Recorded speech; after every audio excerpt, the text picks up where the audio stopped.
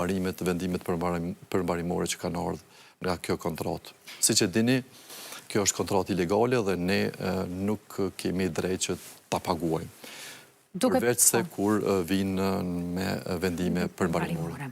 Ju po thoni që ju ka dëmtu edhe në buxhetin tuaj, të pas parasysh që nuk janë, domethënë, të holla të ulta, shumë shifër e ulta, atëherë mendoj që disa prej tyre kanë ndikuar më pas edhe tek investimet kapitale që juve si komunë ju ka ndërprej puna. Cilat investime kapitale janë rrezikuar për shkak të kontratës kolektive? Për hir të vërtetës, shumë projekte, sidomos të sferës së investimeve kapitale janë dëmtuar, por ne po mundohemi me mirë kuptim, duke komunikuar me Ministrinë e Financave, mi prioritizu ato që janë më prioritare dhe... Cila është më prioritare për komunën e Shtimës që do duhej të përfundonte? Komuna e Shtimës i ka dykon 22 vendbanime dhe po thuj se secili vendbanim në mënyrë proporcionale domthon i ka për çdo vit investimet e tyre kapitale, ato burojnë pikërisht nga dëgjimet publike dhe nga nevojat që vijnë direkt nga dëgjimet publike nga qytetarët, po edhe nga zotimet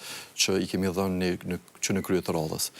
Deri tani jemi mundu me gjetë hapësira aty ku ka pas suficient më shumë për ta paguar, po sikur ajo orteku i borës çdo vete po bëhet më e rënd kjo bara e pagesës së kësaj kontrate.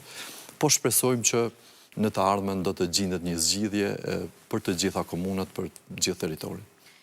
Mirë, e përmendëm më parë edhe tranzitin, i cili e lidh Prizrenin, Shtimin edhe Ferizajn. Në fillim të mandatit tuaj, ajo pjesë ka qenë e shkatruar tërësisht, më pas mendimin e Ministrisë së Infrastrukturës është bërë asfaltimi asaj rruge. Mirë, po më pas përsëri ka pasur ankesa sidomos të bizneseve që ju duhet ajo rrugë të operoj për shkak se janë ankuar për cilësinë e dobët të asfaltit. Çka po ndodh me atë rrugë? Pse nuk po bëhet një herë mirë? Ashtu si që thatë, është e vërtet që një nga rrugët më të demoluara që e kemi gjetë me marrjen e detyrës tonë ka qenë pikërisht ky tranzit, dhe ne për hir të vërtetës në brenda një afati rekord në bashkëpunim me Ministrinë e Infrastrukturës kemi arrit me rivitalizu, por mos harroni se në komunën e Shtimës janë dykon 11 operator ose gurthyes nga pikërisht nga komuna e Shtimës furnizohen të gjitha i gjithë rrafshi i Kosovës, domthon me produkte të gurit dhe minerar, dhe normal që në atë tranzit kalojnë dykon mesatërisht mbi 400-500 maune në ditë. Dhe tonazha e madhe dhe maunet e mëdha normal që çfarëdo cilësie që të ketë e dëmtojnë. Mirë po, këto e ka parasysh Ministria e Infrastrukturës dhe sa herë që do të ketë nevojë, po besoj që ata kanë më përgjigjë sepse ajo është rrugë regionale që i takon mirëmbajtjes pikërisht nga Ministria e Infrastrukturës. Edhe 3 komuna i lidh.